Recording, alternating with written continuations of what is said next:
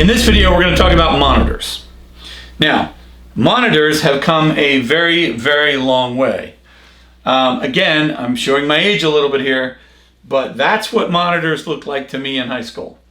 They were a green phosphorus screen, and that green phosphorus could hurt your eyes if you looked at it too much. Not the kind of thing you want to hear if you're thinking, wow, I want to be a programmer, okay? So these things were pretty rough on your eyes. You couldn't do a lot of screen time and not pay for it. They came out with amber monitors, and I was one of the first ones to buy an amber monitor when they came out. And boy, that was nice. It was a lot easier on your eyes, but everything was, either green or gold print. So it was kind of strange.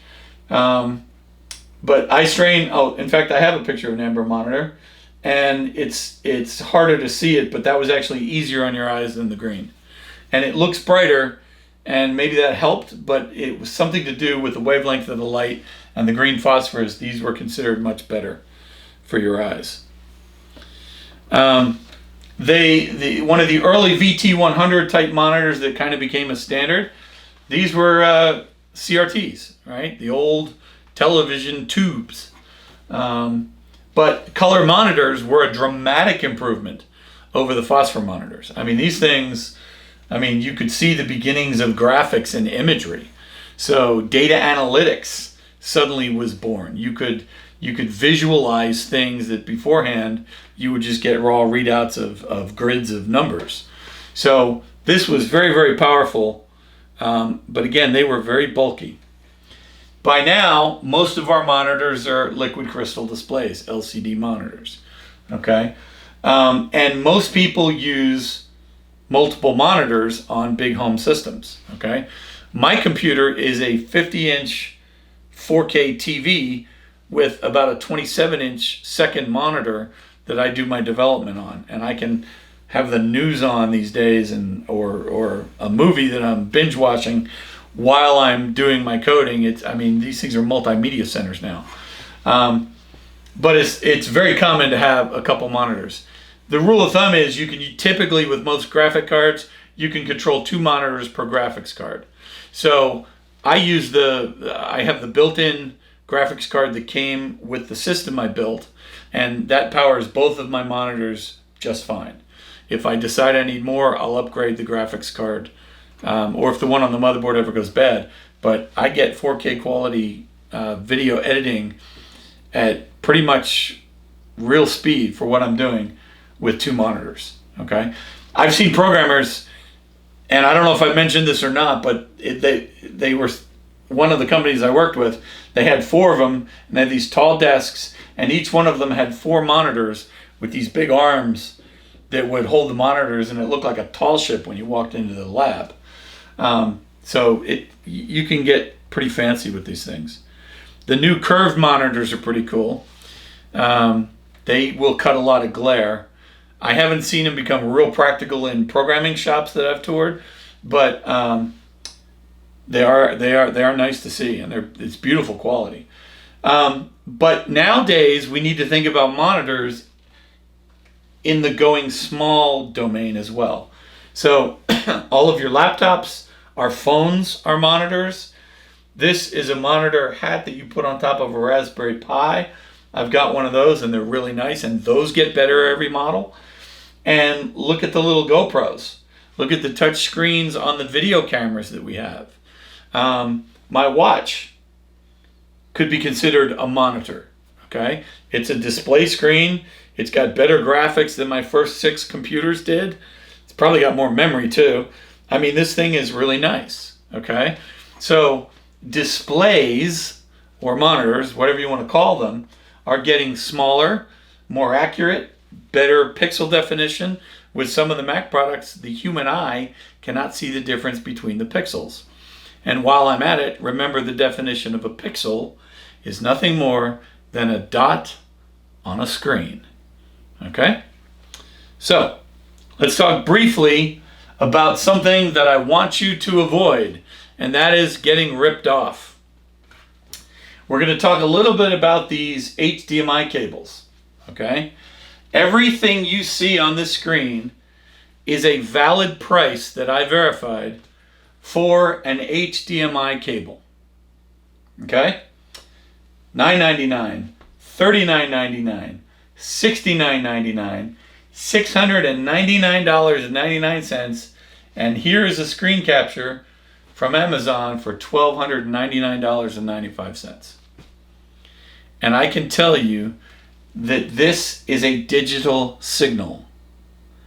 The ones and zeros that come across this cable are no different from this one to that one. So there's an adage that a fool and your money are soon partners.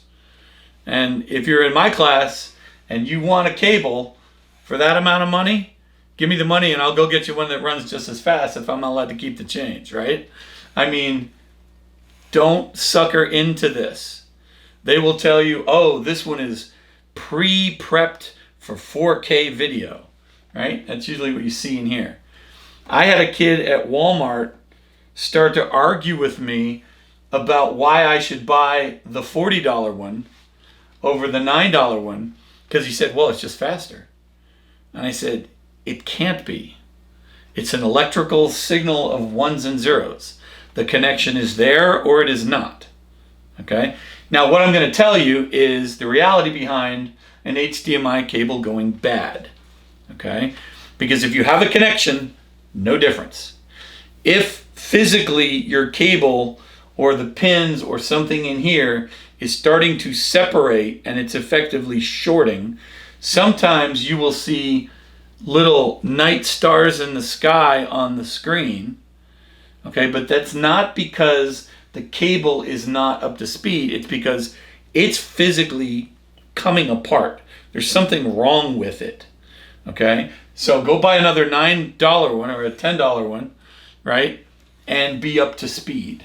Okay, there's absolutely no need to waste your money. Now, obviously, if you're buying a 4-foot cable, you'll pay $10, right? 6-foot cable, I've seen them for $10. If you're going to buy a 30-foot HDMI cable, yeah, that's going to cost you a little more because you're buying more cable, okay? But don't buy into the you need diamond crusting gold plating on your HDMI cable. It gets you nothing. If you're building an analog stereo, different set of rules, right? And this is where they get older guys that have had those analog stereos, because we go, wow, on analog stereo, you really do want the gold plating because you get much better connection. You don't lose as much data, blah, blah, blah. With an HDMI, with a digital signal, the ones and zeros either move or they don't, okay? So please do not get ripped off by that, okay? It's a digital signal, okay? And here's another reason why I know I'm right, okay? They use TMDS, okay?